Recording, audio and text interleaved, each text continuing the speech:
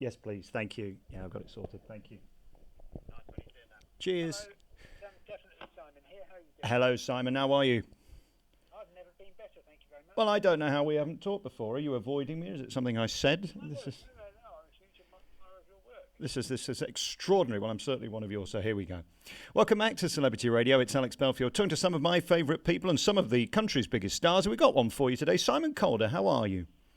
Well, I've never been better, thank you very much. It's a huge pleasure to talk to you, which we haven't done as much as we might. No, you've got me on a list and you banned me. I don't know how I slipped through the net today, but it's lovely to talk to you. You've never been busier. It seems like you're on every radio phone, in every TV channel, about 17 times a day with 45 different stories. It's a busy year, isn't it? Oh, well, look, I spend my entire life on holiday pretending to work. You should try it. I mean, I know you do most of the time, but no, it's good if you can get away with it, which I seem to. But what I'm particularly enthused about today is the way that we're being better at being British tourists in our own backyard. Fascinating survey here from Leonardo Hotels, where they find that actually many more of us are favouring a staycation in the UK this year. Numbers increasing. Also, the strange thing of 6% of British people, 3.5 million people, have never visited London, even though it's never been a better time to take the plunge. It's interesting. I'm talking to you today from Kilworth House in Leicestershire. I went to see Cats last night. This is one of the most glorious country houses, hotels and theatres in the country. And I'm sat here looking out the window. I'm wondering why we don't take advantage of our country. At its best, it is the most divine in the world. There's nowhere like it. I love Las Vegas, but it gets on your tits. You go to New York and you come out smelling. I mean, this country is glorious. And I think people have worked that out, that the grass isn't always greener. Oh, sure, and many people in this survey said that they felt that British countryside is 53%.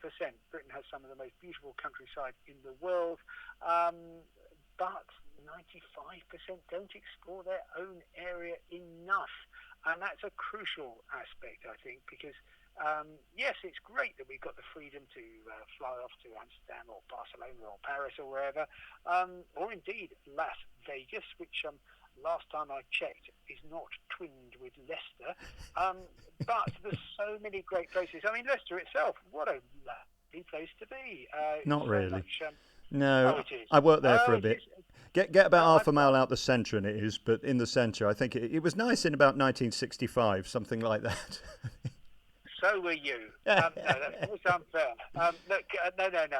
I've been there as a tourist, and it's great. And the same goes for other great British cities. Unfortunately, many people say, here are 59%, so that's 3 out of 5, say they really enjoy visiting big cities such as Manchester, Liverpool, Birmingham, Edinburgh, Glasgow, and so on. We are, I think, recognising that there's so much that attracts people here, and it's about time we started celebrating it as well.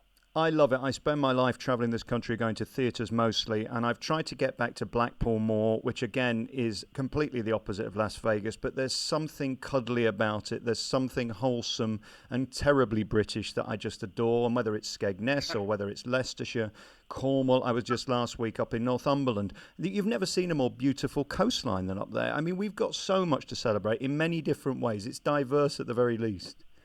Yes, and in this Leonardo's Hotel survey, swimming in the sea off the British coast comes in at 38%, which I would most definitely sign up to, unlike 43% going camping in the British countryside. I don't know about you, but if there's a decent hotel on offer, I'll stay there, thanks very much, or indeed, in your case, a stately home. Yeah, I don't do camping. No, thank you. Well, quite. It's a necessary evil, so when you've got decent hotels available, that's where I will be. Many people, of course, in love with the Lake District, visiting Scottish Lochs, walking in the Peak District, Snowdonia, and then too few people, 18%, trip to Northern Ireland, which I think is the one really overlooked part of the United Kingdom. Beautiful country, under-visited and well worth going along to. Leonardo got some lovely hotels in London, like the Royal Hotel, London St Paul's, and of course the Tower Bridge, and then they've got London City too. And I just took my nephew, who's 6, for the first time to London. He'd never been on a train, he'd never been to London, he'd never been to Really? a West End theatre, and the majesty of London is just so incredible, and it surprises me. And well, in one way, it doesn't. 40% of Londoners aren't really that bothered about going into London because they're sick of the tourists and they find it annoying. But again, we've got to be Oh, careful what's on our doorstep, haven't we? Because we could be missing a treat. Just looking up in London's a thrill. oh, yes. It's people mostly come to London, according to the Leonardo Hotel Survey, for the historic landmarks, so shopping and so on. But wherever you go, there is life. There's energy. There's great places to eat and drink. I've been lucky enough to live in London for 30 years, and it is absolutely transformed. It feels a much more human city.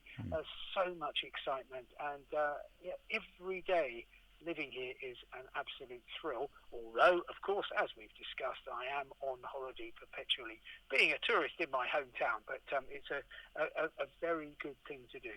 I love travelling, but I can't be doing with airports. I even get sick of lounges and all that stuff. It comes tiresome after a while. I guess that's what you're saving by staying here. You can just get there, be there, stay there and go home. There's none of that sort of transit that gets on your nerves. And this summer it seems like there are more strikes than ever. It's like being back in the 70s. You never quite know whether the plane's going to take off or the airport's going to be open or the airspace is going to be open. It's a worrying time for travel, isn't it? Look, I'm really, really sorry for the tens of thousands, probably hundreds of thousands by now, of people who were heading off by air to great European destinations who haven't quite got there in the manner they were hoping to do. It is a real mess this summer. As you rightly say, airports busier than ever. Nobody enjoys the security experience. So, yeah, all the more reason for staying behind, and your pound is still worth a pound. Well, you say that, though. I mean, going through security, at least I get some human contact. Simon, needs must when you get to my time of life. You know what I mean? Yeah. Bit of human connection. Come to London in the nicest possible sense. What's your life like? How many days a year are you out of the country travelling and working, and how often are you here? Oh, I'm here a huge amount, and I do a great deal of travelling around the UK. Live in London, but I'm also a tourist in London. I think we've got great cities. I was recently in Liverpool. What an exciting place that is! Yeah, Yes, cool, it's trading off the Beatles legend, but so much more. A real sense of a deep heritage there, as well as great places to eat and drink. I'm next week setting off. Going to be visiting Cornwall, Wales, Northern Ireland, Scotland, and the northwest of England on a kind of 1-week whistle-stop adventure tour. It's great to be a tourist in Britain right now. I mean, it's a very good time to be a traveller anywhere, but be kind to yourself, be kind to your country, and I guess be kind to the environment by staying here. Yeah, I just got the train to the Edinburgh Festival last Monday, and I Ooh, got on that East Coast line, and my God, I mean, you get past Berwick and places like that. It's just stunning, isn't it? Yes, oh, certainly, yeah. It's a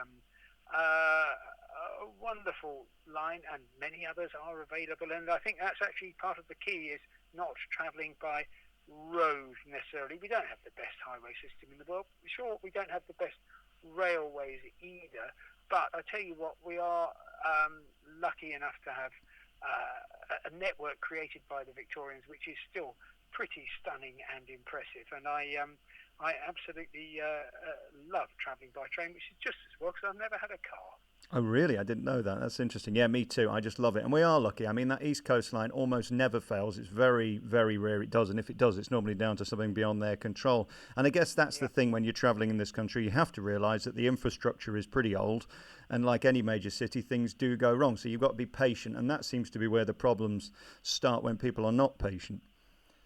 Oh, sure, yeah. I mean, just, wherever you're going, hope for the best, but be prepared for a little bit of delay and disruption. You'll get there in the end, and it will be well worthwhile. You can find out more by going to Leonardo Hotels and find out about all their London hotels too. And Simon Calder, really lovely to talk to you. Thank you so much for your time. Thank you so much. That was lovely. Thank you, Simon. Great to chat.